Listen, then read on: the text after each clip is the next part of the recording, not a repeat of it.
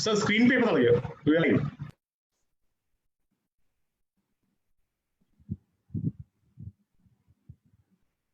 नमस्कार दोस्तों, welcome to webinars by legends. Today is a historical event for all of us at Safe Shop. क्योंकि आज जब हमारा ये वेबिनार चल रहा है, बुधवार वेबिनार जो हमने लास्ट वेडनेसडे को अनाउंस किया था, बड़े संयोग की बात है कि इसी समय जब हम आपसे सब लोग रूबरू हो रहे हैं और आपसे बातचीत करेंगे, इसी समय भव्य राम मंदिर का शिलान्यास भी हो रहा है और इसके फाउंडेशन स्टोन की पहली ईंट रखी जा रही है। ये हमारे देश में और हमारे कल्चर के लिए, हमारे लोगों के लिए एक बहुत बड़ा हिस्टोरिकल इवेंट है कि आज हिस्ट्री क्रिएट हो रही है। सेफ शॉप वेबिनार पे भी हिस्ट्री क्रिएट हो रही है और राम मंदिर के जो नया फाउंडेशन स्टोन ले हो रहा है, जिसका पूरे देश को कई सालों से इंतजार था, वो हमारे जीते जी इतना बड़ा कार्य हो रहा है। So I am very delighted that we are part of this history and we are watching this live historical event unfold in our own eyes, from our own eyes. आज हमारे लिए एक और हिस्टोरिकल इवेंट है कि इंदु सिन्हा जी हमें address करेंगे। इंदु सिन्हा जी is somebody who needs no introduction for the Safe Shop family. हम सब उनको अपने पिछले इवेंट आशीर्वाद में सुन चुके हैं और हम सब उनके बहुत ही बड़े फैन हैं। इंदु सिन्हा जी जो हैं हमारे लिए एक गाइडिंग लाइट हैं और शी, अगर अंग्रेजी में इंदु का मतलब देखें तो इट मीन शाइनिंग ड्रॉप, लेकिन मैं कहना चाहूंगा कि इंदु जी का मतलब शाइनिंग ड्रॉप नहीं, she is like the shining ocean, क्योंकि she is not just one drop, she has the ability to encompass everybody with her love, her energy, her affection, and for us she is a shining ocean, and when you meet her you feel as if all your worries and all your troubles have been lifted, because just listening to her and hearing her speak gives you so much of calm and peace. आज मैं ज़्यादा समय introduction में नहीं लूँगा क्योंकि इंदु जी हमारे साथ हैं और मैं उनको रिक्वेस्ट करूँगा कि आज के सेशन को प्लीज़ आगे लेके चलें और इस हिस्टोरिकल वेबिनार को, इस हिस्टोरिकल डे पे हम बहुत उत्सुक हैं आपको सुनने के लिए। I would like to welcome on screen Indu Sinha ji. Indu ji welcome welcome welcome. नमस्कार रजत जी और हमारे सारे शेफ शॉप के भाईगण जो यहाँ पे बैठे हैं। और मैं शुरू करने से पहले मैं बोलूंगी सब लोग आंखें बंद कर ले, हम 3 बार ओम चैंटिंग कर लेते हैं। सब लोग आंखें बंद कर ले, हथेलियां आकाश की ओर और एक लंबी गहरी सांस लें और धीरे धीरे एक और लंबी गहरी सांस लें और सांस छोड़ते छोड़ते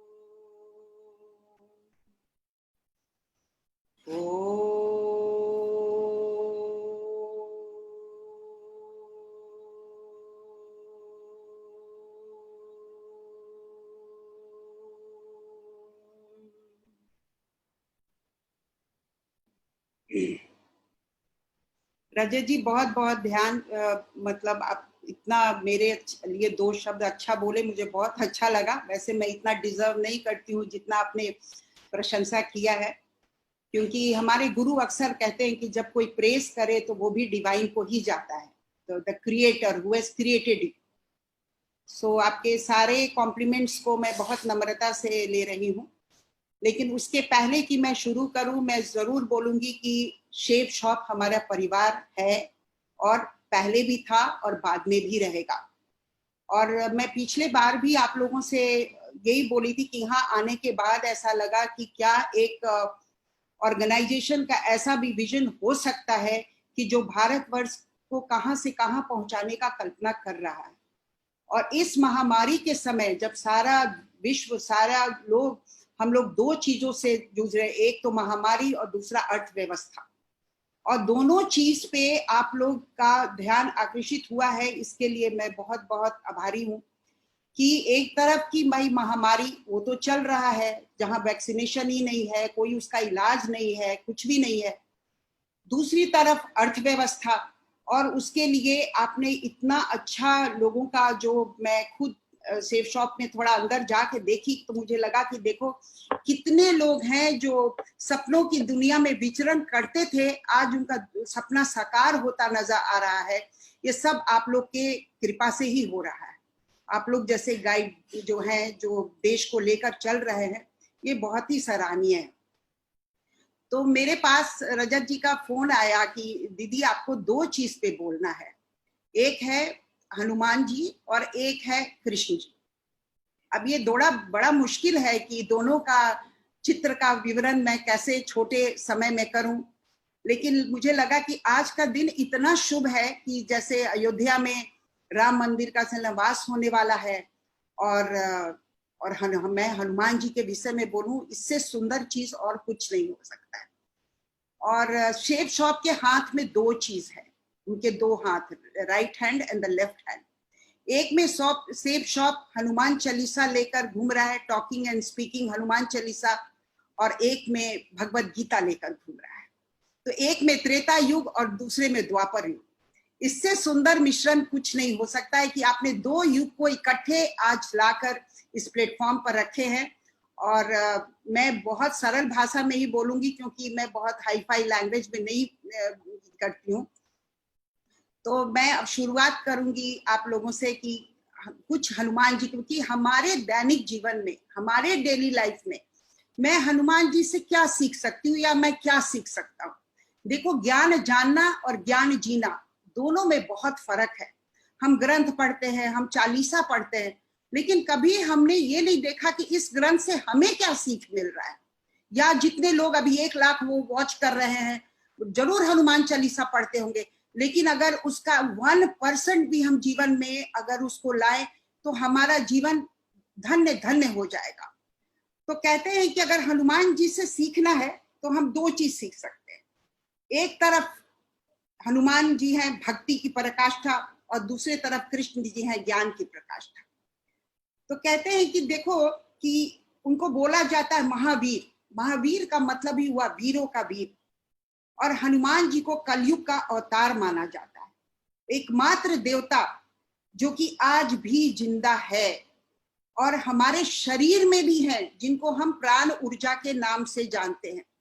अगर हनुमान ना हो तो आप सोचो, आप 1 मिनट भी जिंदा नहीं सकते हो। मैं गुरु जी के शब्द में बोलेंगी, सटल लाइफ फोर्स एनर्जी, प्राणा शक्ति, जो कि हनुमान के रूप में हमारे ऊपर विराजमान है। लेकिन कुछ चीजें हैं जो हमारे जीवन में फर्क लाया है, और शायद आपके जीवन में भी लाया होगा कि हम हनुमान जी से क्या क्या सीख लेते हैं। तो सबसे बड़ी जो सीख है वो है भक्ति की प्रकाष्ठा। क्या होता है कि जब इंसान का इंटेलेक्ट बढ़ता है, तो इंटेलेक्ट बढ़ने से क्या होता है, इंसान बहुत सारे प्रश्न करने लगते हैं। ये कैसे होगा, वो कैसे होगा, ऐसा तो हो ही नहीं सकता है, मैं ही सब कुछ कर रहा हूं, मेरे अलावा कोई कर नहीं सकता है। तो लेकिन हनुमान जी से ये सीखना होगा कि एक व्यक्ति जो कि इतना ज्ञानी था, इतना बलवान था, इतना बुद्धिमान था, जिसको सारे देवताओं का आशीर्वाद प्राप्त था, वो भी व्यक्ति इतना सरल हो सकता है कि अपना पूरा जीवन समर्पण कर दिया राम और सीता के आगे। ये कम बड़ी बात नहीं है समर्पण, जो कि हम लोग डेली करते हैं लेकिन इग्नोरेंट वे में करते हैं। गुरुजी अक्सर बोलते हैं कि देखो, सरेंडर करना तुम्हारा स्वभाव है, लेकिन क्या होता है कि जब तुम में एरोगेंस आ जाता है तो तुमको लगता है कि अरे तुम ही कर रहे हो, मैं ही कर रहा हूं। लेकिन ऐसा नहीं है। सरेंडर तो मनुष्य का स्वभाव है। तुम ऑटो वाले पे चलते हो तो ऑटो पे सरेंडर करते हो, प्लेन में बैठते हो तो पायलट पे करते हो, छोटे बच्चे को जिसको आप गोद में लेकर घूमते हो, उसको जब नर्सरी क्लास में देते हो तो आप टीचर्स पे सरेंडर करते हो, जब वहां डॉक्टर के पास जाते हो तो आप डॉक्टर के ऊपर सरेंडर करते हो। तो समर्पण हमारा स्वभाव है। लेकिन जब हम पूरा इग्नोरेंस में ना करें, पूरे अवेयरनेस में अगर हम सरेंडर करते हैं, तो क्या उस भगवान के प्रति नहीं कर सकते जिसने पूरी सृष्टि का निर्माण किया है?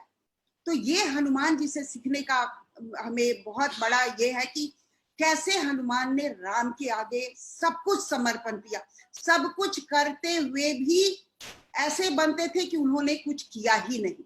No doership. कृष्ण ने तो बाद में बोला कि कर्तापन छोड़, लेकिन हनुमान ने तो त्रेता युग में कर्तापन छोड़ा और दिखाया। सब कुछ करते हुए बोलते थे कि नहीं, ये सब आप ही कर रहे हैं भगवान, ये तो आप ही कर रहे हैं मेरे राम, मैं तो कुछ भी नहीं हूं। तो ये एक बहुत बड़ा सीख है कि इंसान कोई भी काम करे, लेकिन अगर इस समर्पण भाव से करता है कि अरे मैं तो कुछ भी नहीं कर रहा। तो मुझे याद है, मैं एक बार गुरुजी के साथ मैं वहां गई थी कुंभ मेला में। तो जब कुंभ मेला में गई तो एक भिखारिन जा रही थी और उसके सर पे बहुत सारा सामान था। तो गुरुजी ने बोला कि सुनो, गाड़ी रोक दो और पूछो माता जी से कि उनको कहाँ जाना है, उनको ड्रॉप कर देंगे। तो हम लोग गाड़ी रोके तो बोले माता जी आप गाड़ी में बैठ जाओ, आपको कहाँ जाना, इतना सामान लेके आप चल रहे हो, एंड शी मस्ट बी 80+। तो कहती क्या है कि बेटा मुझे छोड़ दो, मुझे मेरे साथ मेरा राम लाला है, मुझे पैदल चलने दो। उसका विश्वास देख के, उसका जो निष्ठा था वो देखकर मतलब इतना हम लोग विचलित हुए कि देखो आज भगवान हम लोग के पास सब कुछ दिया है, लेकिन कहीं ना कोई चीज एक मिसिंग है कि हमारे दिमाग में ये नहीं होता है कि हमारे साथ कोई सुपरनैचुरल पावर भी है, हमारे साथ हनुमान है, हमारे साथ राम है, हमारे साथ कृष्ण है, हमारे साथ शिव भगवान है। तो ये एक भक्ति जो सीखने के लिए मिलता है वो हनुमान जी से मिलता है। दूसरा चीज जो हम सीखते हैं वो है यस माइंड। वो भी हमारे गुरुजी अक्सर बोलते हैं कि जनरली क्या होता है कि जब भी अगर कोई तुम्हें कोई काम के लिए बोलता है तो हमारा टेंडेंसी हो गया है कि हम निगेटिव का बात करते हैं। तो हम बोलते हैं ना ना ना, पता नहीं ये होगा कि नहीं होगा, पता नहीं ये होगा कि नहीं होगा, हाँ ये हो भी सकता है, ये नहीं भी हो सकता है। तो आपने क्या किया, अपने माइंड में एक चीज डाल लिया, ये होगा या नहीं होगा। टोटल कॉन्फ्लिक्ट माइंड के अंदर शुरू हो गया। लेकिन हनुमान जी क्या करते हैं, हनुमान जी जब भी राम के पास कोई भी समस्या आई, चाहे वो छोटी समस्या हो या बड़ी समस्या हो, बिना अपने माइंड को लगाए हुए, एक समर्पण भाव जब होता है तो आप अपने माइंड को नहीं लगाते हो, तो आप क्या करते हो, यस माइंड, हाँ जरूर होगा रघुवीर, जरूर होगा, मैं ये भी करूंगा, मैं वो भी करूंगा, मैं वो भी करूंगा, मैं ये भी कर दूंगा। फिर भगवान तो लीला करते हैं, तो भगवान को भी लगता है कि अरे ये तो इतना यस माइंड में है, तो इसके साथ तो जब उसका समर्पण है तो मैं भी अपना समर्पण दिखाता ही हूँ कि जा कर तू, है ना। कहते हैं कि काम तो भगवान करते हैं लेकिन नाम तो शिष्य का ही होता है।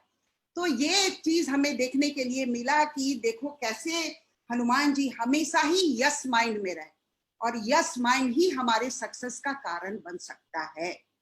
अभी शेप शॉप में जितने लोग काम कर रहे हैं वो इसलिए लाइफ में इतना बेहतर कर रहे हैं कि वो अपने मास्टर को, चाहे वो रजत जी हो या और भी हमारे डायरेक्टर्स हैं, उनको बिल्कुल वो यस माइंड से सुनते हैं। मैंने देखा है कि मेरे मास्टर ने यही बोला है मेरे को, वो क्या होगा, वो सही होगा, वो गलत होगा, वो नहीं सोचते। शेप शॉप में भी वो कट डालते हैं। तो ये जो हनुमान का जो यस माइंड है, जो 24 घंटा हमारे साथ रहता है, हनुमान कोई व्यक्ति नहीं है, हनुमान ऊर्जा है। और पॉजिटिव थिंकिंग भी क्या है, एक ऊर्जा है। तो ये यस माइंड तो जीवन में सबका कल्याण किया, त्रेता में भी किया, द्वापर में भी करेगा, कलयुग में भी किया है ना। तीसरा है जो हम सीखते हैं, दास भाव। दास भाव, जब आप दास भाव में रहते हो, दास मतलब serving, I am serving someone, है ना। तो जब आप सर्विंग करते हो वहां पे आप अपने बल बुद्धि किसी का दिखावा नहीं करते, पूरी तरह से समर्पण कर देते हो। और ये दास भाव भी बहुत सुंदर भाव है, जहां पे ये लगे कि अरे मैं तो कुछ भी नहीं कर रहा, मैं तो सर्व करने आया। फॉर एग्जाम्पल ले लो पॉलिटिशियन, हमारे नरेंद्र मोदी जी हमेशा बोलते रहते हैं मैं तो आपका सेवक हूं। कितना सुंदर सेंटेंस है, मैं तो आपका सेवक हूं, है ना। जैसे हम लोग गुरुजी के सेवक हैं और गुरुजी भगवान है, तो वो भी बोलते अरे हम भी तुम्हारा सेवा करने के लिए तैयार है। यानी कि भक्त भी भगवान का सेवक है और भगवान भी भक्त का सेवक है। तो ये जो सेवा भाव जो होता है, जो अपना दास भाव जो होता है, ये भी अगर हर इंसान में हो, वो जरूर हनुमान बन सकता है। उसको उसके लिए कोई ग्रंथ की जरूरत नहीं है। फिर है मर्यादा का पालन। इंसान क्या होता है जब बलवान हो जाता है, बुद्धिमान हो जाता है, उसको लगता है मेरे पास अरे मैं तो ये भी कर दिया, मैं तो राम जी के लिए ये किया, मैं सुग्रीव को लाया, मैं तो उसको लाया, मैं ये सीता जी का ये कराया, मैं लंका में आग लगाया, मैं ये किया।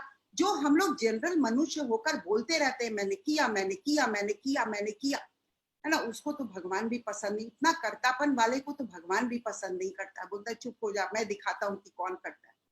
उस भाव से अगर देखोगे तो कैसे हनुमान जी ने सारा मर्यादा का पालन किया है, कहीं भी उन्होंने मर्यादा नहीं तोड़ा। वो लंका में गए हैं तो मर्यादा को नहीं तोड़े, वो चाहते तो सीता को उठाते और लेकर आ जाते, लेकिन ऐसा नहीं किए। क्यों? क्योंकि सीता खुद मर्यादा, सीता का मतलब ही होता है जिसमें धैर्य हो। तो सीता ने भी मर्यादा का भी कर बोला कि ना ना तुम ले भी जाओगे बेटा तो पुत्र तो मैं नहीं जाऊंगी, मैं यहीं रहूंगी, जब तक रामचंद्र नहीं आएंगे, मुझे डिग्निटी के साथ नहीं लेकर जाएंगे तो मैं नहीं जाऊंगी। लेकिन अगर चाहते हनुमान तो उनको जबरदस्ती कर सकते थे, लेकिन ऐसा उन्होंने नहीं किया। तो पूरे अगर हनुमान चालीसा में आप देखोगे या रामचरितमानस में देखोगे तो कहीं भी हनुमान ने कभी भी किसी भी मर्यादा का उल्लंघन नहीं किया। उसी तरह से हम अपने दैनिक जीवन में अगर मर्यादा के साथ रहते हैं, उसका हम पालन करते हैं, तो हमारा जीवन बहुत बेहतर होता है। तो ये मर्यादा का पालन हम कैसे कर सकते हैं? तो हर लोगों के जीवन में हम लोगों का लक्ष्मण रेखा है कि डोंट क्रॉस दिस, अगर तुम ये करोगे तो ये होगा। लेकिन कभी कुछ डिजायर ऐसा आता है, कभी कुछ ऐसी मनोकामना होती है, तो क्या होता है हम लक्ष्मण रेखा क्रॉस कर जाते हैं। लेकिन उस वक्त ये ध्यान नहीं होता है कि जब तुम लक्ष्मण रेखा क्रॉस कर गए, अगर तुम्हारे साथ हनुमान नहीं है, तुम्हारे साथ राम नहीं है, तुम्हारे साथ कृष्ण नहीं है, क्योंकि अधर्मी के साथ कभी भी ईश्वर नहीं होता है, कभी हो ही नहीं सकता है। जब धर्म का पालन करोगे तो एक नहीं 1000 हनुमान खड़े हो जाएंगे, 1000 राम खड़े हो जाएंगे, 1000 कृष्ण खड़े हो जाएंगे। लेकिन अगर मर्यादा का पालन नहीं कर रहे हो तो वो क्षणिक सुख तो दे सकता है, लेकिन वो लॉन्ग टर्म में सुख देगा कि नहीं, इसकी कोई गारंटी नहीं है। दूसरा भाव है भगवान के साथ रहने का, हनुमान जी से सीखने का, वो है प्रियतम और प्रेमी का भाव। ये भी बहुत सुंदर भाव है और ये तब होता है जब इंसान ज्ञान योग में भी रहता है। प्रियतम प्रेमी, जैसे राम को के लिए हनुमान जी को था। जब हनुमान जी ने उनसे पूछा कि भाई तुम ये बताओ कि कैसे हमको पता है कि तुम ये हो, तो उन्होंने अपना पूरा हृदय फाड़ के दिखा दिया। और ये आजकल तो पॉसिबल नहीं है, लेकिन हृदय फाड़ के दिखाना मतलब क्या है? You are always ready to serve. और किसको लेके, तुम किसको कैरी कर रहे हो? Divine power, some supernatural power, जिसको तुम लेकर कैरी कर रहे हो। तो कहते हैं ना बंदर के शरीर में बहुत बाल होता है। तो कृष्ण जी का भी याद आ रहा है। तो राम जी का जब वो पूरा तस्वीर वो अपना दिखते हैं, तो हनुमान बोलते हैं कि नहीं भगवान, ये तो आपने यहाँ पे देखा, लेकिन मेरे तो रोम रोम में आप ही हो, कहीं कुछ दूसरा है ही नहीं। तो ये सब जो भाव है ना, ये भाव रखकर अगर हम जिंदगी जिए तो हम 24 घंटा हम हनुमान जी के साथ हैं, हम राम के साथ हैं, हम सीता के साथ हैं, हम लक्ष्मण के साथ हैं, हम कृष्ण के साथ हैं। कल गुरु जी नारद भक्ति सूत्र पे बोल रहे थे और देखिए कितना कोइंसिडेंट होता है। कल गुरुजी ने हनुमान जी के बारे में थोड़ा सा बोला, मुझे भी बहुत अच्छा लगा कि देखो मुझे आज बोलना है, मैं क्या चीज उनके वाणी से ले सकती हूँ। तो गुरुजी ने बहुत सुंदर बोला कि देखो राम में तो 12 कला था, 12 कला के पुण्य थे, लेकिन हनुमान के पास 14 कला था। हर भक्त के पास ये भगवान का बहुत बड़ा वरदान है भक्तों के प्रति, क्योंकि भक्त जो है वो और 2 डिग्री अपने भगवान से आगे होते। तो वो क्या है, वो है प्रियतम। जब प्रियतम का भाव होगा, जब प्रेमी का भाव होगा, अरे ये भगवान तो कोई यही तो मेरा प्रेमी है, यही तो मेरा प्रियतम। ये जब आता है सखा भाव आता है। तो हनुमान जी को भी आपने देखा होगा, जो द्वापर युग में देखने के लिए मिला कि वो भी सखा भाव में थे। जहां पे होता था वो पूरा ही एकदम सखा की तरह खड़े होते थे, और जहां पे ये होना, रिजिड होना, जहां पे वो भगवान को भी इतना अधिकार था भगवान और भक्त के बीच में कि वो राम को भी बोलते थे, ना ना भगवान आप ये काम नहीं कीजिएगा, आपको ऐसे ही करना है, आप ऐसे ही करना है।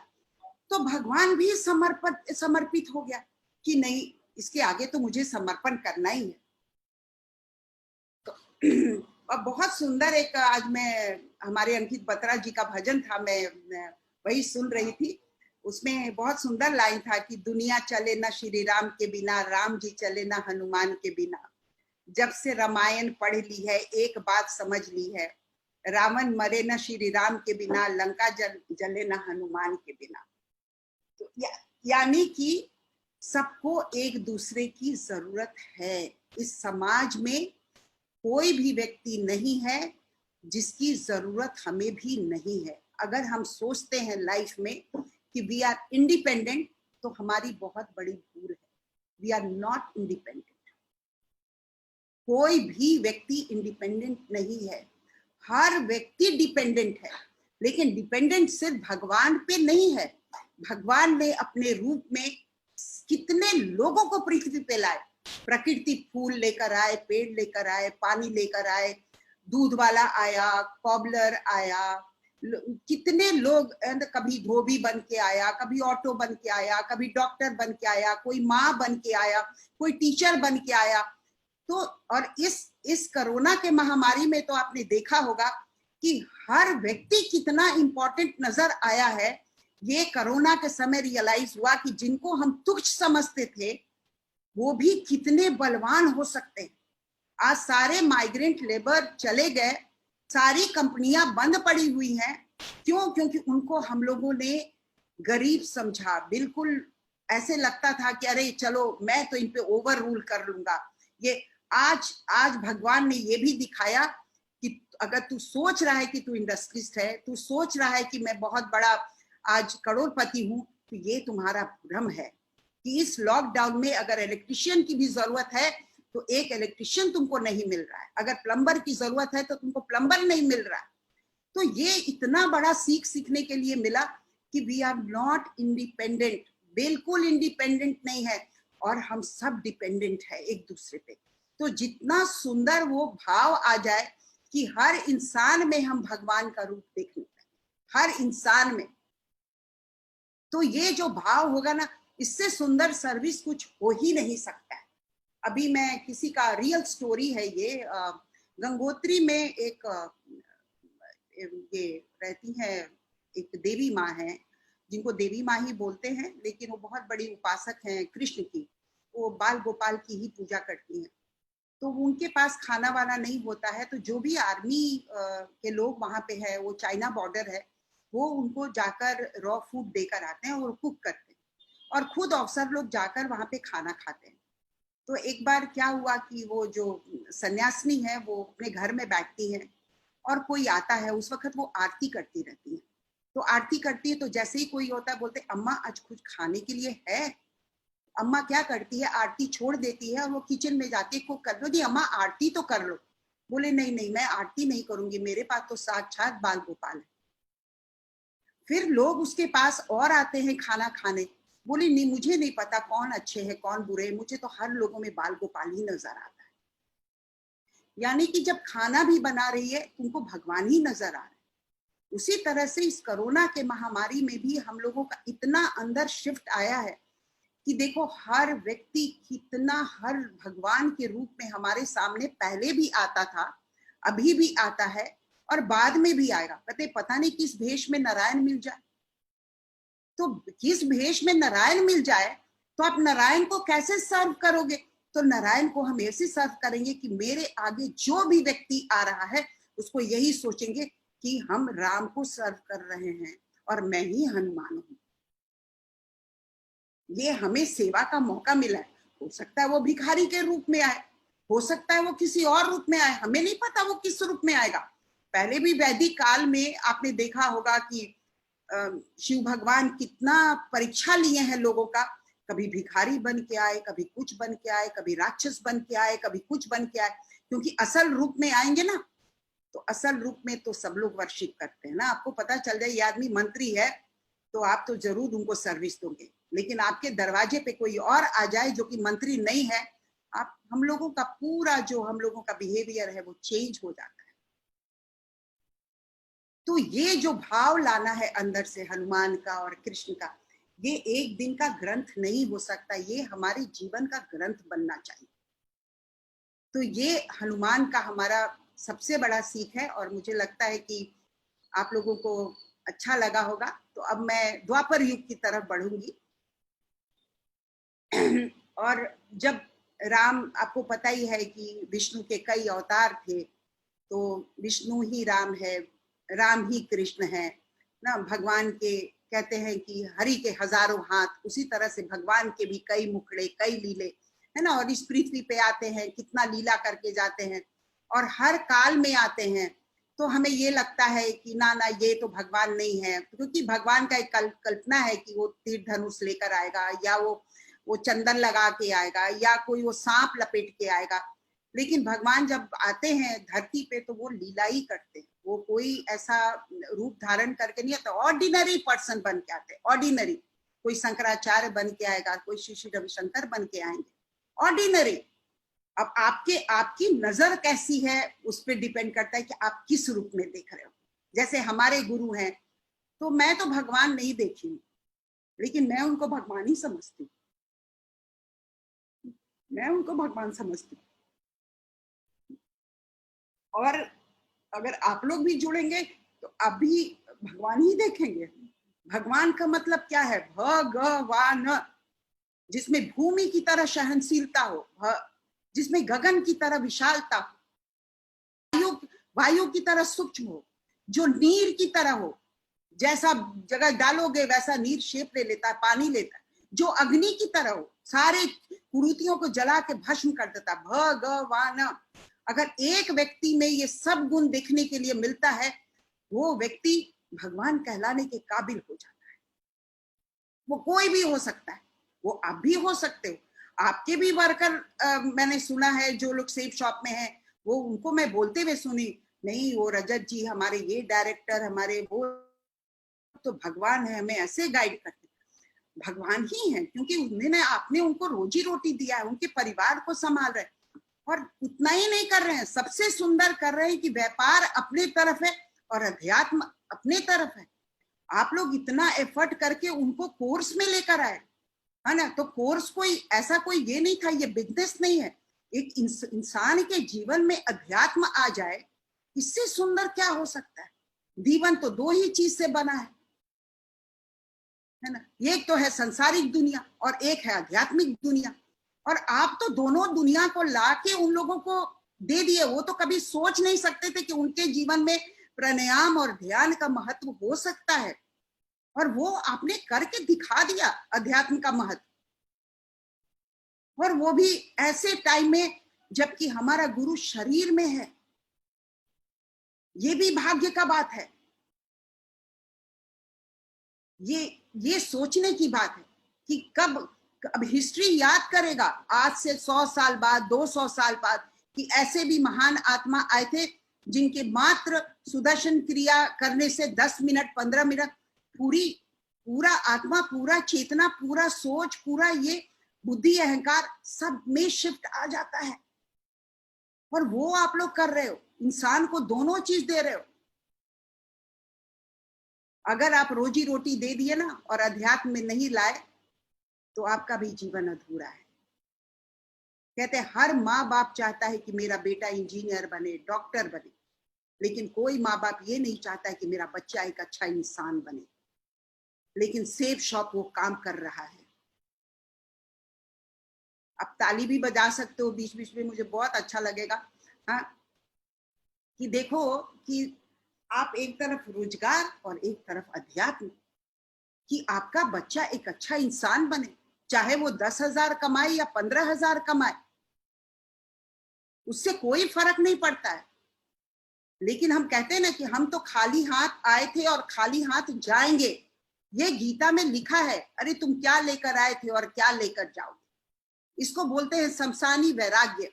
जब शमशान घाट पे आप जाओगे तो आपको एक चीज सुनने के लिए मिलेगा, हर लोग बात करेंगे, देखो ना बेचारा चला गया। हाँ, सच में अब लगता है कि दुनिया में हम क्या लेकर आए थे और क्या लेकर जाएंगे। हम तो खाली हाथ आए थे और खाली हाथ जाएंगे। नहीं नहीं नहीं, इसका मतलब आपने गीता ठीक से पढ़ा नहीं। गीता में कृष्ण यही बोलते हैं, ना तुम खाली हाथ आए थे ना तुम खाली हाथ जाओगे। वर्ल्डली दुनिया का सामान लेकर नहीं जाओगे, सोफा कुर्सी पैसा लेकर नहीं जाओगे, लेकिन तुमने जो इतने सारे कर्म किए हैं वो तुम लेकर जाओगे। और जब आओगे तो उसी का बैलेंस शीट के आधार पे तुम इस पृथ्वी पे आओगे।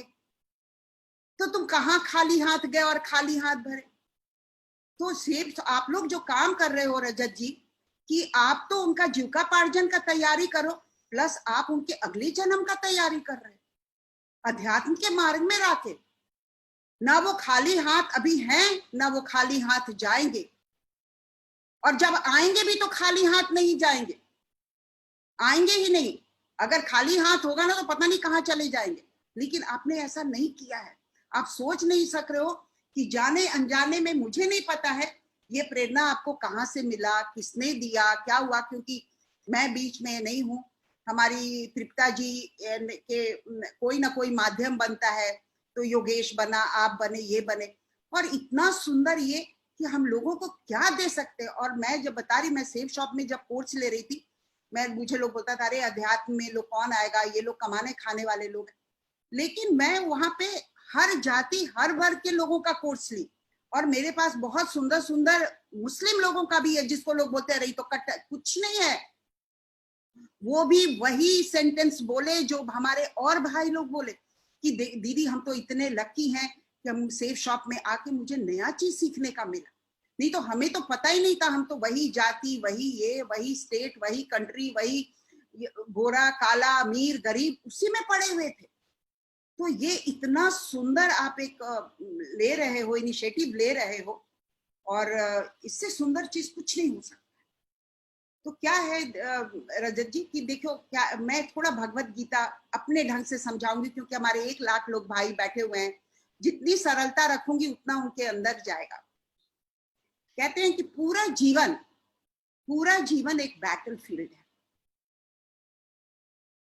कृष्ण ने अर्जुन को ज्ञान दिया युद्ध के मैदान में।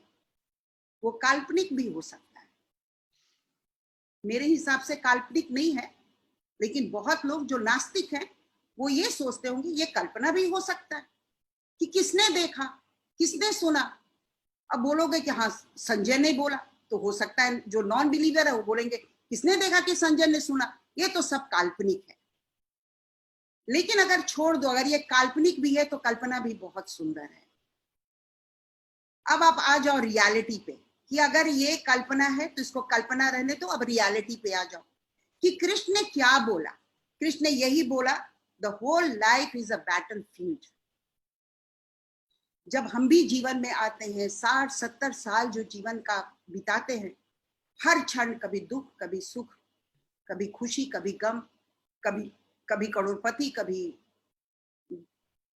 लाखपति, कभी हजारपति, कभी डिमोनेटाइजेशन के समय में 1 भी रुपया नहीं, वो भी भगवान करके दिखा दिए कि देख कौन सा करोड़पति, कितना तू रख लेगा लॉकर में, मैं तो 2 मिनट में खत्म कर सकता हूं।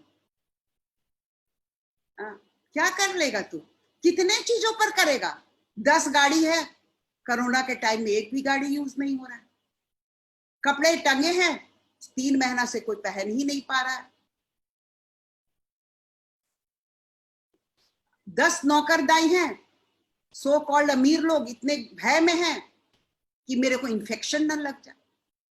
लेकिन काम करने वाली काम के समय आ भी सकती है, नहीं भी आ सकती है। बहुत लोग बुला भी रहे, बहुत लोग नहीं भी बुला रहे। तो ये देख लिए, ये महामारी ने बीमारी तो कम दिया, लेकिन सारा हमें नजारा दिखा दिया कि देख, जितने चीजों को तू सिक्योरिटी समझ रहा था ना, वो कुछ भी सिक्योरिटी नहीं है। जिन बच्चों को तुम अपना समझ रहे थे, आज वो बच्चे तुम्हारा दाह संस्कार करने भी नहीं आएंगे। फिर सच क्या है? फिर व्हाट इज द ट्रूथ? वही है, जो तुम्हें दिखता है वो सत्य नहीं है, और जो सत्य है वो दिखता नहीं है।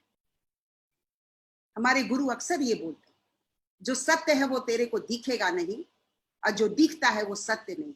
नाम, शोहरत, पैसा, धन, दौलत, ये दिखता है लेकिन ये सत्य नहीं है।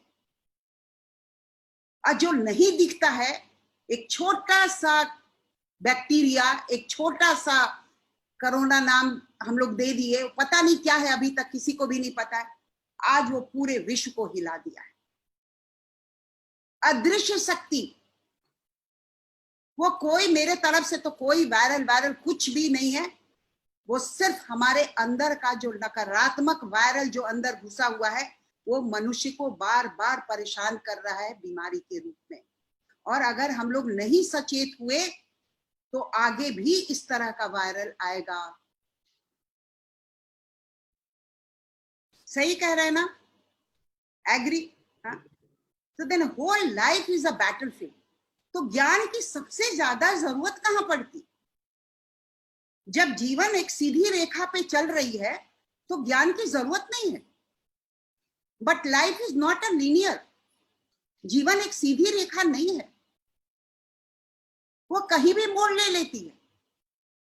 उस समय किसकी जरूरत पड़ती है? जब वो सीधी रेखा पे नहीं जा रही है, जितना हमने कल्पना किया, जितना हमने योजना बनाया, वो तो चल ही नहीं रहा है, तो हम क्या करेंगे? फिर उस समय हमें एक मेंटोर की जरूरत पड़ती है, हमें एक गाइड की जरूरत पड़ती है। और द्वापर युग में भी यही हुआ। जब अर्जुन इतना विचलित थे, इतने कॉन्फ्लिक्ट में थे, तो कृष्ण क्या बोलते हैं? अर्जुन, रथ को बीच में लेकर चलते हैं। बीच में लाने का मतलब क्या हुआ? बीच में लाने का मतलब होता है when you are focused, when you are centred. जब लाइफ में आप सेंटर्ड होते हो, फोकस्ड होते हो, तभी आप लाइफ का डिसीजन ले सकते हो। जब तक आप फोकस्ड और सेंटर्ड नहीं हो, आप कोई डिसीजन नहीं ले सकते। फिर आप क्या करोगे उस परिस्थिति पे? अगर फोकस्ड और सेंटर्ड नहीं हो तो किसी विपरीत परिस्थिति में आप एक्ट नहीं करोगे, आप रिएक्ट करोगे। राइट?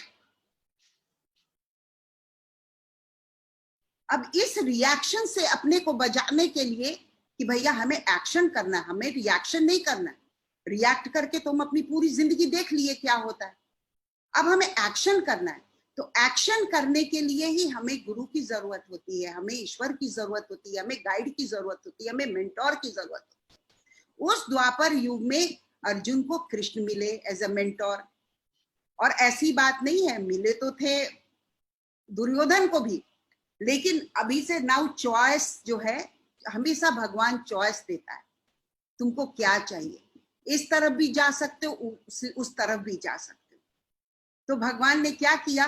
बहुत सुंदर चीज हमें दिया, और वो दिया हमारा इंटेलेक्ट, जो कि मनुष्य छुड़ाकर किसी को दिया ही नहीं है। ये हमारा बर्थ राइट, हमें मनुष्य होने के नाते ये हमें गिफ्ट मिला, इंटेलेक्ट। ये हमें चॉइस करना है कि what is right and what is wrong. लेकिन दुर्योधन और धृतराष्ट्र दोनों को का विवेक मर चुका था। कहते हैं ना, जब काल मनुष्य पे छाता है तब विवेक मर जाता है। लेकिन उस समय काल की घड़ी ऐसी थी कि धृतराष्ट्र के आंख में पट्टी, he was not a blind, लेकिन ऐसा ब्लाइंड तो हम लोग रोज होते, अपने दैनिक जीवन में भी होते, ब्लाइंड हो जाते हैं।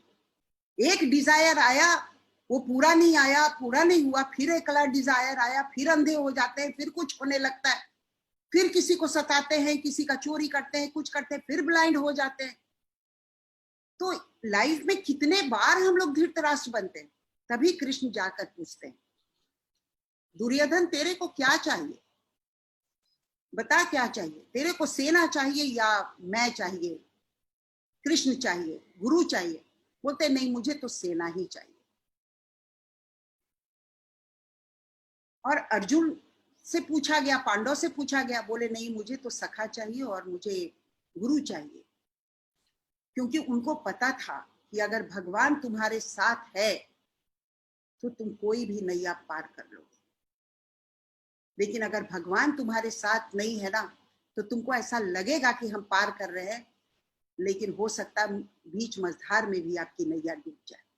और ये बर्निंग एग्जाम्पल है हमारे महाभारत का।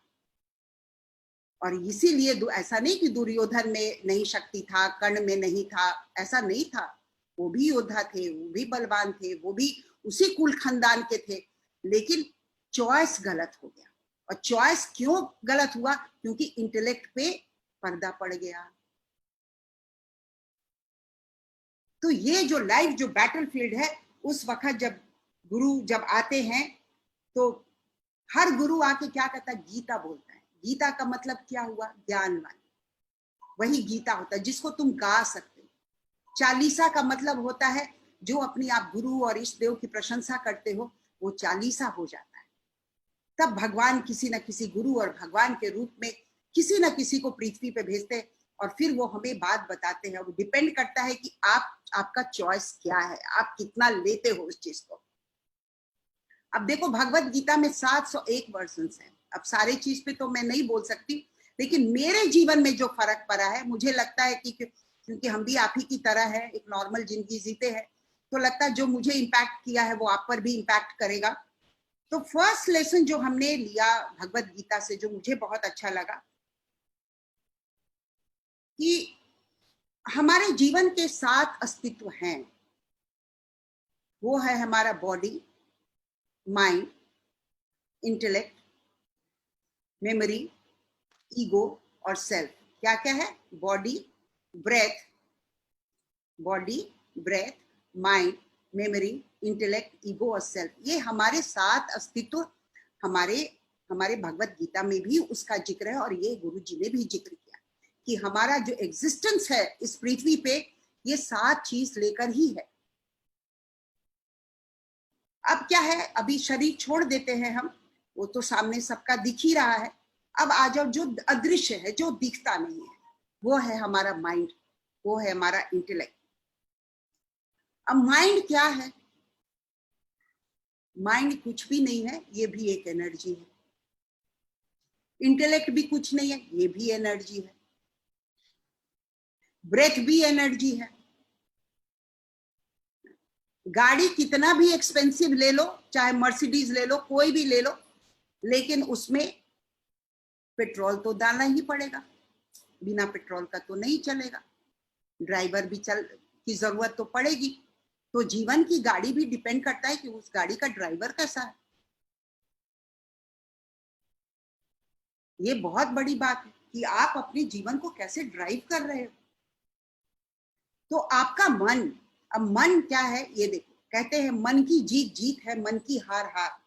यही मन आपका दुश्मन भी है और यही मन आपका मित्र भी है, लेकिन इसके विचित्र टेंडेंसी सब है। इसको आप कंट्रोल नहीं कर सकते हो, क्योंकि भगवान ने इसका कुछ बनाया है नियम कानून, और वो अपने नियम से ही चलता है। लेकिन साथ में भगवान ने बहुत सुंदर चल दिया कि माइंड के साथ मैं तुम्हें इंटेलेक्ट भी दे रहा हूं। अब डिपेंड करता है कि मनुष्य कितना इंटेलेक्ट का उपयोग कर रहा है। अब देखो माइंड की क्या क्या टेंडेंसीज है, ये देख लो, वो आप लोग भी महसूस करते हो। माइंड का पहला टेंडेंसी है कि जब भी वो क्या करता है, वो क्लिंग करता है। और क्लिंग कहां करेगा? वो पास्ट की तरफ करेगा और नहीं तो फ्यूचर की तरफ करेगा। भूत में जाएगा और नहीं तो भविष्य में जाएगा।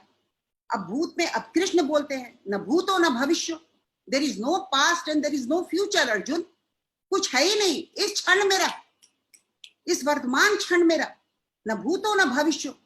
लेकिन माइंड क्या कर रहा है, भूत में लेकर जा रहा है और नहीं तो भविष्य में लेकर जा रहा है।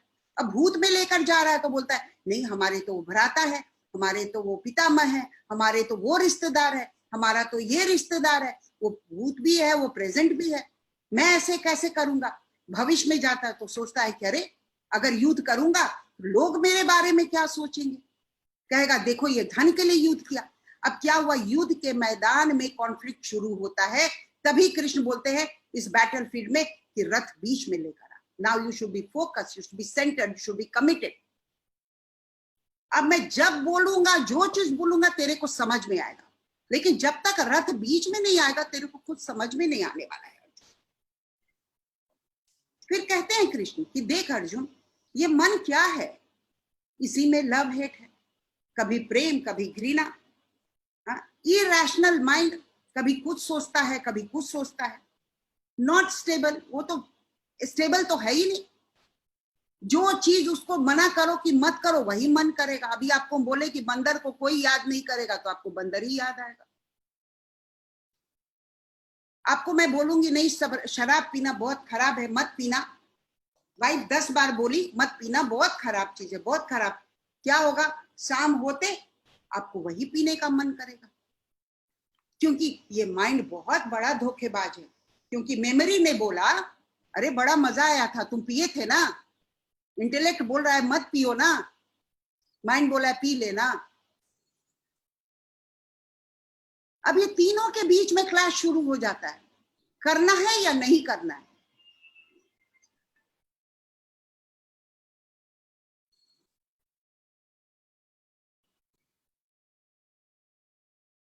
तो ये है अपना। अब इसके आ जाओ इंटेलेक्ट पे। इसका इंटेलेक्ट जो है वो बिल्कुल हमारा उल्टा है। अगर माइंड स्टेबल नहीं है तो इंटेलेक्ट क्या करता है, एकदम फर्म और स्टेबल है, लॉजिक है, रैशनल है ना, और क्या करता है कि वो आपको रीजनिंग भी करवाता है, और वो डिपेंड करता है कि आप अपने इंटेलेक्ट को कितना शार्पन कर रहे हैं।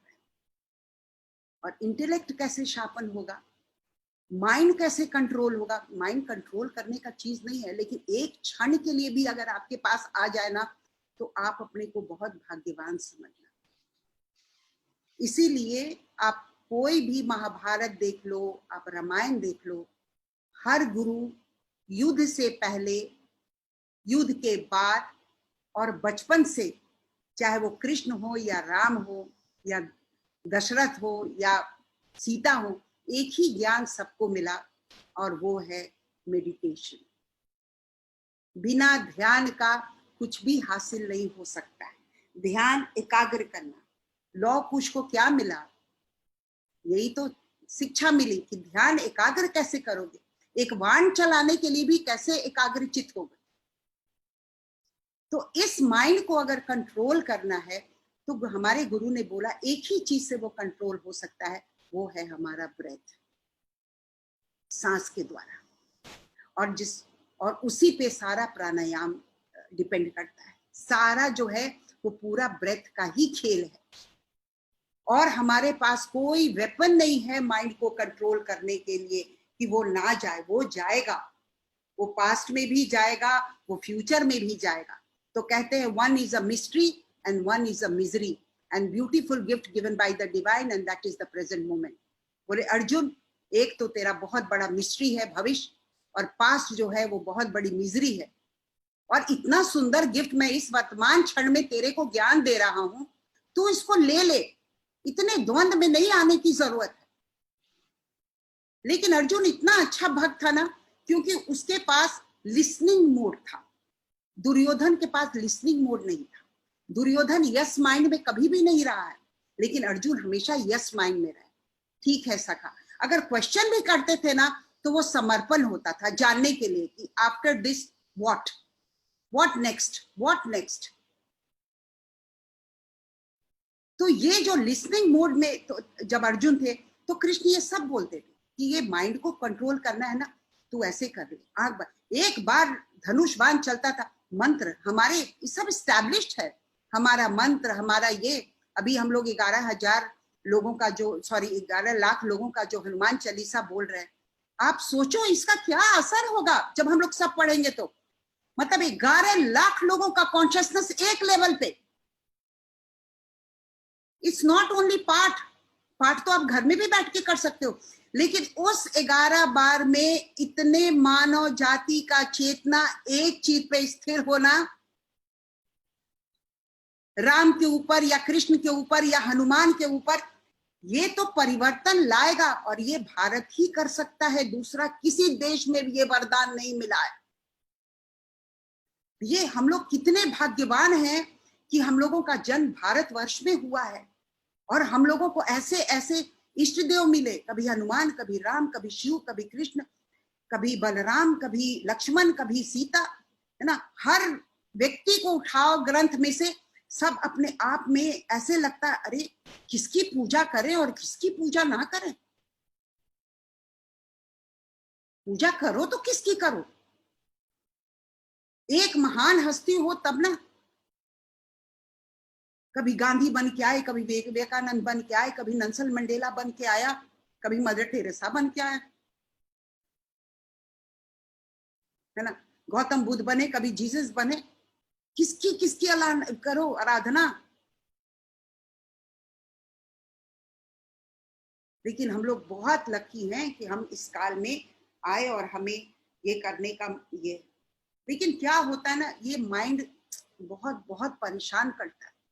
इसमें क्या होता है, बड़ी इसकी अजीब टेंडेंसी है, जैसे आपको कोई 10 अच्छा बात बोले और एक खराब बात बोले तो क्या याद रहेगा? निगेटिव चीज याद रहेगा, आप 10 चीज भूल जाओगे। आपको 99 बार किसी इंसान ने मदद किया, लेकिन एक बार नहीं किया तो आप क्या क्या बोलते हो। सेम चीज हम भगवान से साथ करते हैं। भगवान मेरे को आपने ये नहीं दिया, मेरे को वो नहीं दिया, मेरे को ये नहीं किया, मैंने ये मांगा, मैंने वो मांगा, आपने ये नहीं किया, है ना। सब अंदर अंदर वार्तालाप चलता रहता है भगवान से, और हम भूल जाते हैं कि भगवान ने हमें क्या दिया है। फिर क्या करते हैं, भगवान याद दिलाने के लिए वो आपको पिंच देता है। ओके, अगर तू ग्रेटिट्यूड में नहीं है ना, अब मैं दिखाता हूं कि मैं क्या करता हूं, देख अब करोना देता हूं, आजा ग्रेटिट्यूड में, आजा। पहले तो कोई नहीं आया ग्रेटिट्यूड में, अब आजा। इतना कुछ तुम लोगों को हम दिए, क्या नहीं दिए, पानी दिए, ये दिए, पेड़ दिए, पौधा दिए, फल दिए, लेकिन तुम लोगों ने कभी उसको निरादर किया, पूरे इन्वायरमेंट का निरादर किया। अब तुम आ जाओ और ये भी करके दिखा दिया कि देख तेरे वजह से ही सारी प्रकृति खराब हो रही थी। तो प्रकृति भी क्या है, दो तरह का है, एक पेड़ पौधा जीव जंतु जो आप देखते हो वो इन्वायरमेंट को पॉल्यूट करता है, और एक पॉल्यूशन हमारा माइंड करता है। इतना पॉल्यूटेड माइंड अगर हर सब इंसान का होने लगेगा, आप इस पृथ्वी पे रह नहीं सकते हो। और 21st सेंचुरी में यही हो गया है, हमारा माइंड इतना निगेटिव हो गया है, इतना निगेटिव हो गया है कि हमें समझ ही नहीं रहा है कि हम किस तरफ जा रहे हैं। राइट रजत जी, सही कह रहे हैं ना, है ना। तो हाउ टू गिव डायरेक्शन, कौन करेगा? ये पावरफुल माइंड को हम कैसे दिशा देंगे?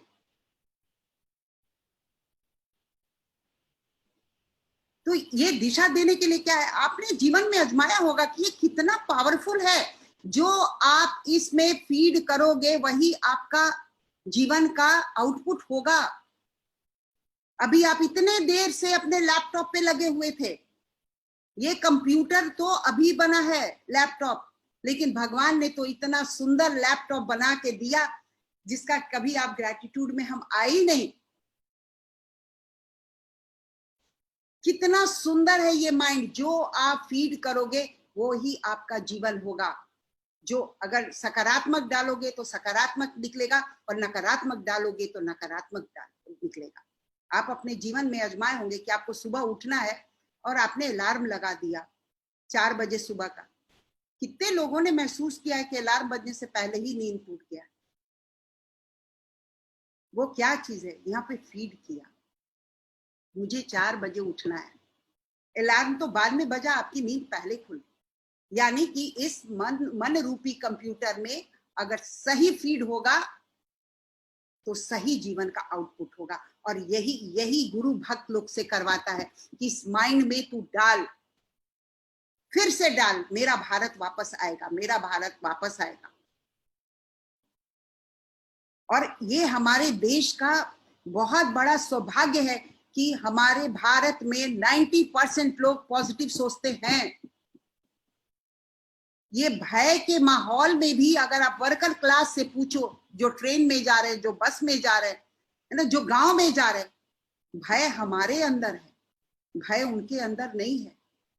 और सबसे ज्यादा संक्रमण अगर फैला है तो हम लोगों में फैला है, उनमें नहीं फैला है। ये मैं डेटा बता रही हूं। लेबरर्स लोग इतने बीमार नहीं हुए हैं जितना हम लोग बीमार हो रहे हैं भय से। क्यों? क्योंकि यहाँ पे तो कहीं मुझे तो नहीं हो जाएगा, कहीं मुझे तो नहीं हो जाएगा कोरोना, कहीं मुझे इसके पास गए तो कर। अरे नहीं भाई, क्यों होगा? तुम ये सोचो कि हम कोरोना के लोगों को ठीक करेंगे, हम अर्थव्यवस्था को ठीक करेंगे, हम अपने देश को फिर से पटरी पे लेके आएंगे। शेप शॉप लेकर आएगा। अरे पहले 10 लाख को रोजगार दिया, 20 लाख को दिया, अब एक संकल्प लेंगे कि हम 1 करोड़ लोगों को रोजगार देंगे। हाँ, वो कितना कमाएंगे नहीं कमाएंगे ये नहीं पता है, लेकिन वो डिप्रेशन में नहीं जाएंगे, ये मुझे 100% ये वो नहीं जाएंगे डिप्रेशन में। क्योंकि जो भारत अभी सोच रहा है ऑनलाइन ऑनलाइन, वो ऑलरेडी आप वही काम कर रहे हो। आज 10 साल 15 साल से वही काम आप कर रहे हो। तो बहुत सुंदर एक ये जीवन मिला है, और इसको हम कैसे कृष्ण के और राम के और हनुमान के इस पे लेकर चले, ये हमारे हाथ में है। दूसरा चीज जो मैं सीखी रजत जी अपने इसमें भगवत गीता से, वो है कंटेंटमेंट, संतोष। अगर जीवन में संतोष नहीं है, मैं पहले भी बोले, then there is no gratitude. और दिल मांगे मोर, यही हमें कॉमा फुल स्टॉप लगाना है कि हमारी आवश्यकता, नीड क्या है और हमारी ग्रीड क्या है। आज भगवान हमें नीड से परेशान नहीं कर रहा है, हमारे ग्रीड से परेशान कर रहा है।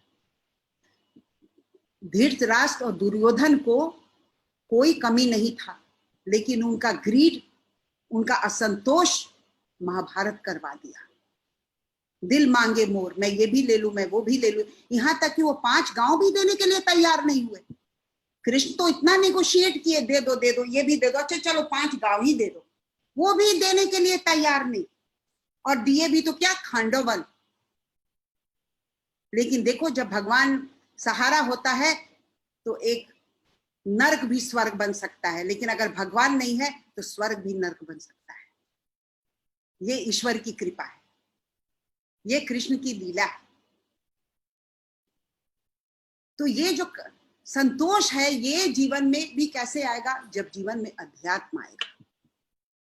हम ये नहीं बोल रहे हैं कि एक लाखपति को करोड़पति नहीं बनना चाहिए, जरूर बनना चाहिए। हमारे भी गुरुजी से एक बार इंटरव्यू में किसी ने बोला कि गुरुजी, सारे गुरु बोलते हैं कि पैसा नहीं कमाओ, पैसा नहीं कमाओ, आप बोलते हो पैसा कमाओ। तो गुरुजी ने बोला, हाँ मैं बोलता तो हूँ पैसा कमाओ, लेकिन खुद के लिए मत कमाओ, दूसरों के लिए कमाओ। तुम्हारे कमाई से अगर 10 परिवार चल रहा है तो जरूर करोड़पति और लाखपति बनो। लेकिन अगर तुम्हारा पैसा तुमको काम आ रहा है तो सदुपयोग नहीं होगा, दुरुपयोग होगा।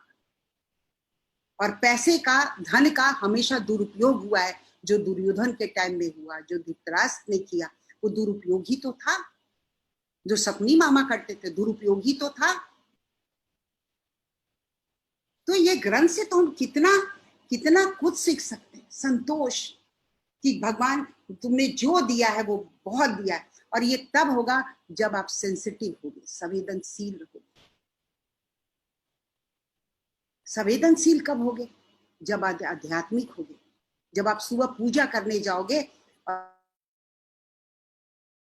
में होगा, आप बोलोगे, thank you God for giving me beautiful eyes.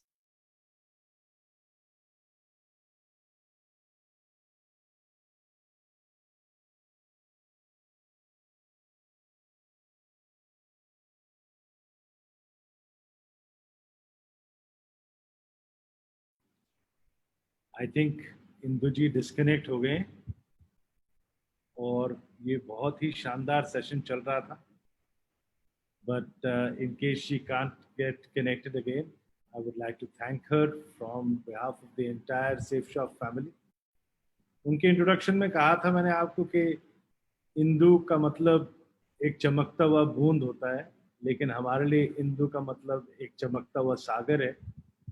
तो आज ये सेशन के बाद मेरे ख्याल से आप लोग सब जो हैं इस बात को अग्री करेंगे कि हमारे लिए इंदु जी जो हैं, हमारे आर्ट ऑफ लिविंग के सेफ शॉप के इंदु जी जो हैं, वो एक चमकता हुआ सागर है और हम सबको उनका लव और अफेक्शन आज के सेशन में समझ भी आ रहा था, दिख भी रहा था और उनके भाव भी दिख रहे थे।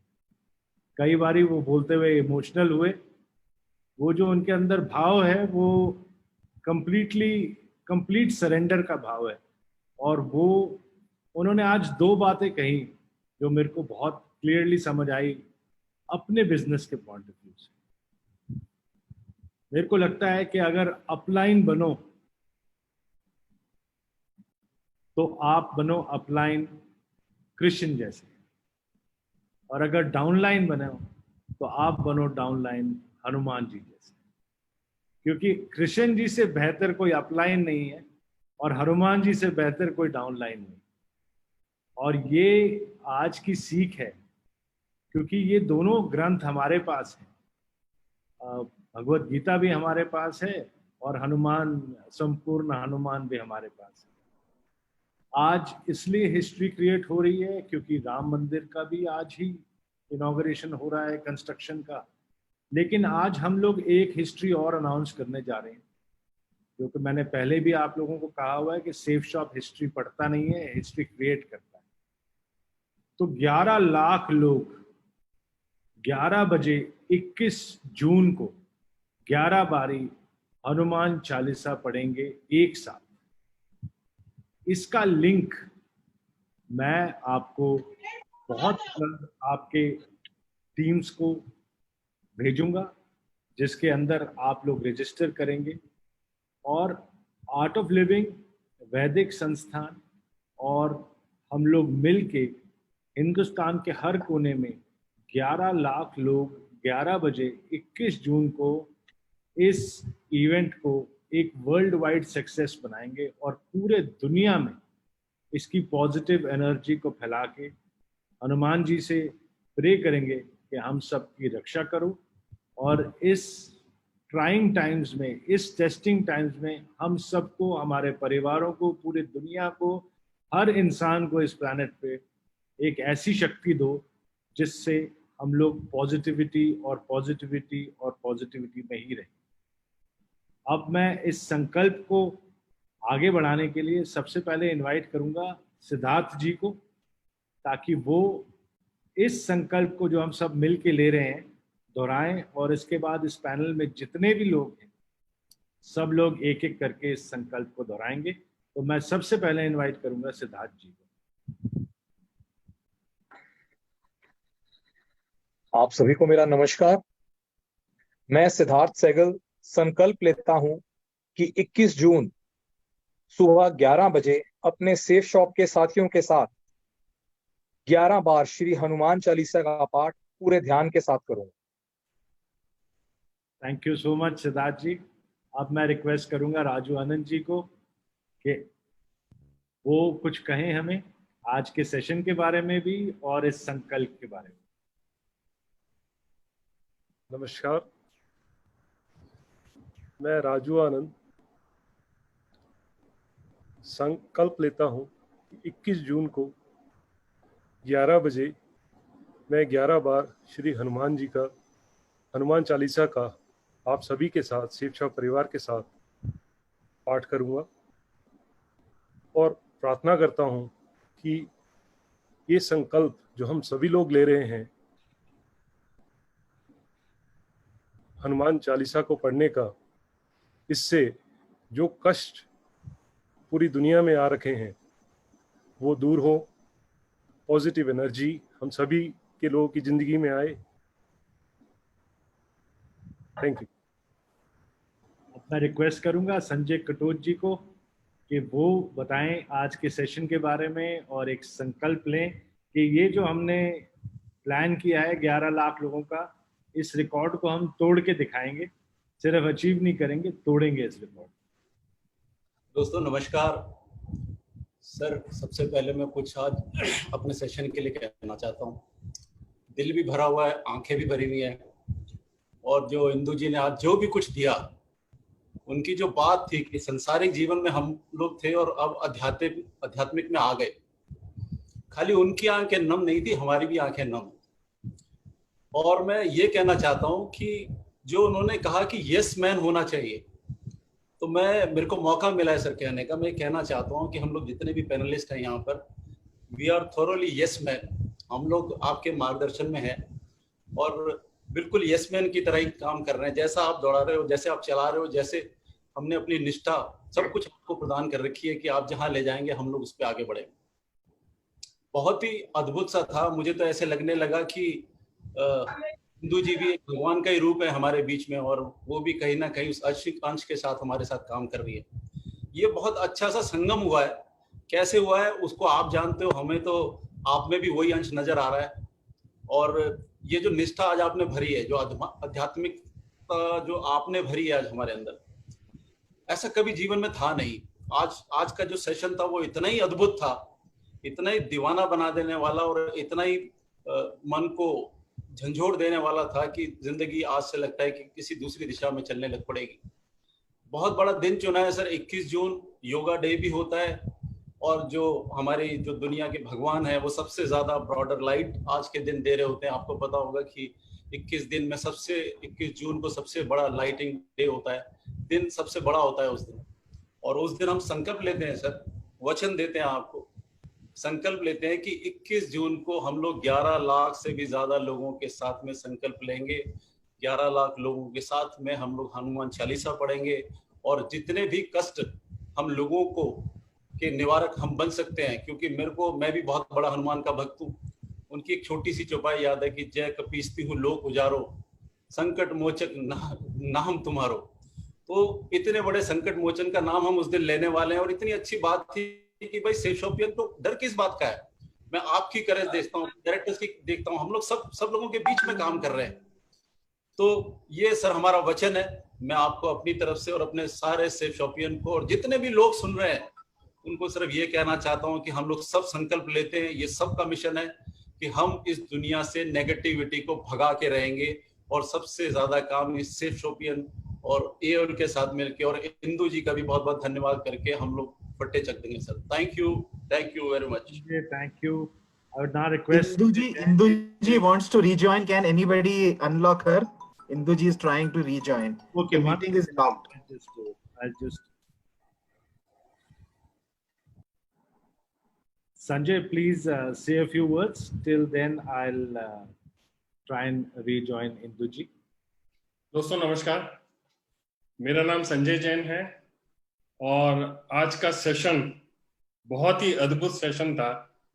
और हमारे सेफ शॉप में हमारे सारे डायरेक्टर्स कुछ अलग तरह से डिसीजन लेते हैं। हमारे पूरे ग्रुप को यदि हम देखेंगे तो अलग तरीके से लीड करके लेके जा रहे हैं, और इसी वजह से हमारी ये सेफ शॉप कंपनी पूरे मार्केट में कुछ अलग तरीके से दिखाई देती है।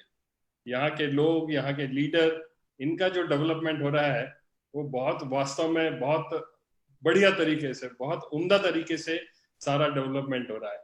और ऐसा बहुत कम ऑर्गेनाइजेशन में होता है जहां पर अर्निंग के साथ साथ हम इतनी बढ़िया लर्निंग कर सकते हैं। और आध्यात्मिक उन्नति के लिए ये जो प्लेटफॉर्म तैयार किया है ये बहुत ही अद्भुत है।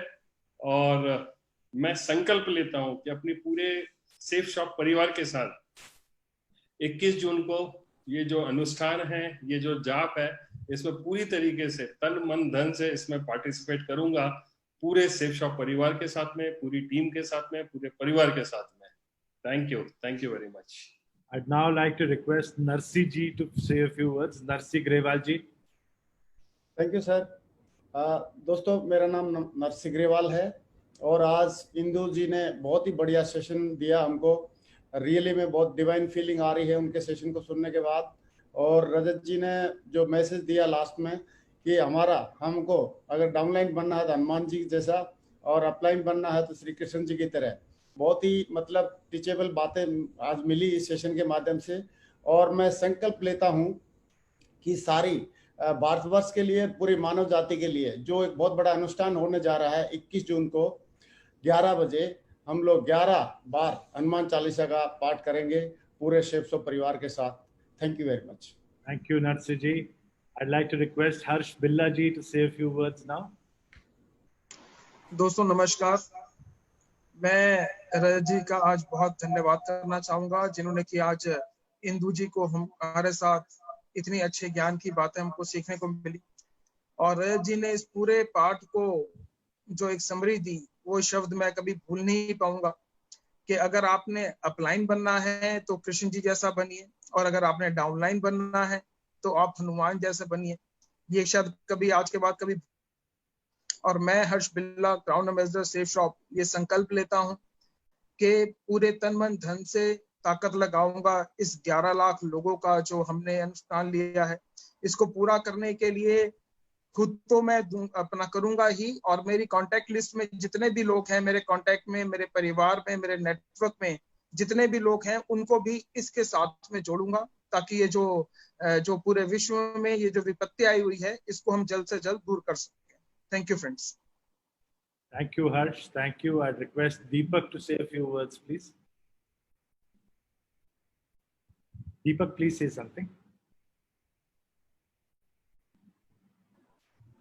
नमस्कार दोस्तों, मैं दीपक बिल्ला, क्राउन एम्बेसडर सेफ शॉप, ये संकल्प लेता हूं कि 21 जून 11 बजे मैं, मेरा परिवार, मेरे सभी रिश्तेदार और मेरी पूरी टीम, इसके अलावा मेरी कांटेक्ट लिस्ट में जितने भी लोग हैं, मेरे फेसबुक फ्रेंड लिस्ट में जितने लोग हैं, मेरे गूगल में जितने फ्रेंड लिस्ट हैं, पूरी कोशिश करूंगा कि उन सबके साथ यहाँ पे 11 बार 21 तारीख को 11 बजे 11 बार हनुमान चालीसा का जो हम पाठ करेंगे वो सब मिलकर एक साथ करेंगे, और उसके लिए पूरी ताकत लगाएंगे। Thank you so much. Thank you, Deepak. I'd like to invite Madhav to say a few words now. Madhav, please say a few words. Thank you sir, thank you safe shop. मैं आज के session के लिए इंदु जी को धन्यवाद देना चाहता हूं, और हमारी ग्रेट महान कंपनी सेफ शॉप को भी धन्यवाद देना चाहता हूं, जिन्होंने ऐसे आध्यात्मिक सेशन को आज ऑर्गेनाइज किया। आज के सेशन के बारे में एक लाइन बोलना चाहूँगा कि आज का सेशन ऐसा था जैसे कानों में अमृत घुल रहा था, बस सुनते जाओ सुनते जाओ सुनते जाओ, ऐसे महसूस हो रहा था। और मैं माधव सिंह संकल्प लेता हूँ 21 तारीख को सुबह 11 बजे हनुमान चालीसा का 11 बार पाठ करूंगा पूरे सेफ शॉप के 11 लाख के परिवार के साथ में। इस बात के लिए मैं संकल्प लेता हूँ। धन्यवाद। जय safe shop. Thank you Rajat sir. Thank you. Thank you, Madhav. Thank you. Vijay Pal ji, please say a few words. सभी को मेरा नमस्कार। सबसे पहले तो मैं आज के सेशन के लिए, आज का बहुत अद्भुत सेशन रहा, और इंदु जी को बहुत बहुत धन्यवाद देना चाहूंगा, और साथ में ही महान कंपनी और अपने सभी डायरेक्टर्स का बहुत बहुत आभार प्रकट करता हूं कि उन्होंने इस सेशन को ऑर्गेनाइज किया। बहुत अच्छा लगा। और मैं विजयपाल सिंह संकल्प लेता हूं कि मैं अपने सभी रिश्तेदारों के साथ, जो मेरी कांटेक्ट लिस्ट में है, जहां तक भी मेरी पहुंच होगी, उन सबके साथ में 21 जून को 11 बजे 11 बार हनुमान चालीसा का 11 लाख लोगों के साथ में मैं पाठ करूंगा, और जहां तक मेरी अप्रोच होगी सबको मैं इसके लिए जरूर बोलूंगा। थैंक यू, बहुत बहुत धन्यवाद। Thank you, Vijaypal. I'd like Jasveer to say a few words, please. बहुत बहुत धन्यवाद सर, आज का एक दमदार सेशन, इतना गजब का वेबिनार देने के लिए। आज जो एनर्जी क्रिएट हुई है, वाकई में अभी इससे ये क्लियर हो गया है कि जो हमारा जो इंटेंशन है, जो हम लोग काम कर रहे हैं, वो वाकई में बहुत अच्छा है। आदमी बड़े बनो या छोटे बनो, मैटर ये नहीं करता। आज हम लोगों को ये समझ में आ गया, आदमी अच्छे बनना बहुत जरूरी है, और अच्छे के लिए आध्यात्म का रास्ता हम लोगों को अपनाना जरूरी है। ये बहुत अच्छे से समझ में आया। और मैं आज संकल्प लेता हूं 21 जून के लिए 11 लाख लोगों के साथ 11 बजे मैं, मेरा परिवार, मेरे रिलेटिव्स, मेरे दोस्त, एक को भी छोड़ूंगा नहीं, सब लोगों को लेकर के आऊंगा और उस वेबिनार को अटेंड कराऊंगा। वाकई में हनुमान जी का नाम सुन के एनर्जी आती है। अब जो बोलते हैं हनुमान चालीसा के अंदर, नाशे रोग हरे सब पीरा, जो सुमिरे हनुमत बलबीरा। और ये क्रिएट होने वाला है 21 जून को, ये इतिहास बनने वाला है, पूरे विश्व में ये जाना जाएगा। भारत की शक्ति को जाना जाएगा, सेफ शॉप की पावर को जाना जाएगा। बहुत बहुत धन्यवाद सर, आपका बहुत बहुत शुक्रिया। Thank you Jasvir. मैं अब योगेश जी को कुछ रिक्वेस्ट करूंगा कि योगेश जी आप प्लीज बताएं हमें कि 21 जून की क्या तैयारी है और हमें कितनी जल्दी लिंक मिलने वाला है और हम कैसे इसको प्रमोट करेंगे। तथास्तु।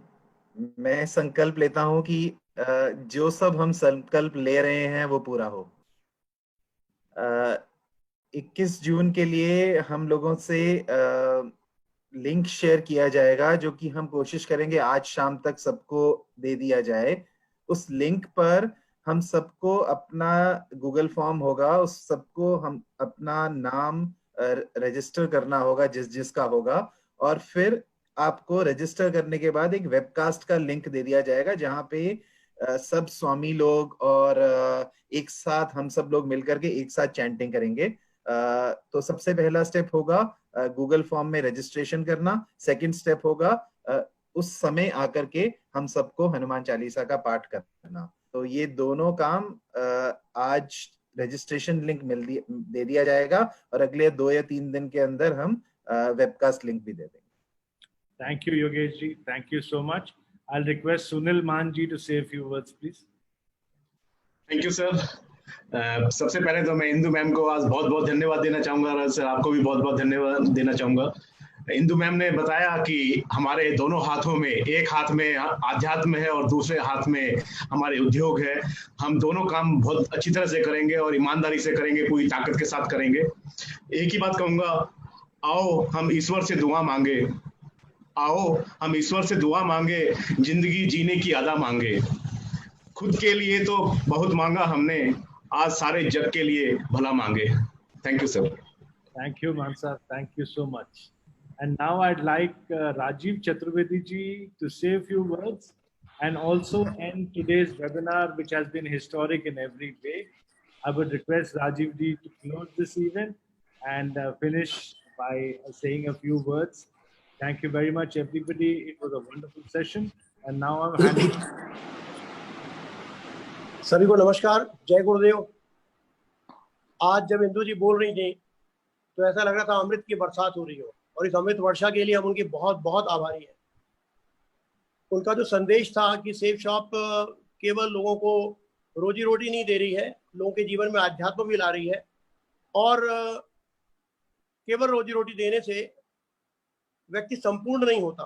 तो सेफ शॉप के हम आभारी हैं कि वो हमारे व्यक्तित्व को संपूर्ण बना रही है, क्योंकि बिना इसके तो निजात नहीं मिलती। क्योंकि जब हम वापस आएंगे तो हमारे पास जो कर्म है वो हमारे साथ जाएंगे, और जब हम दोबारा यदि आना होता है तो हम कर्म लेकर के ही आएंगे। तो ये एक बहुत अच्छा अनुभव रहा आज का हमारे लिए। दोस्तों,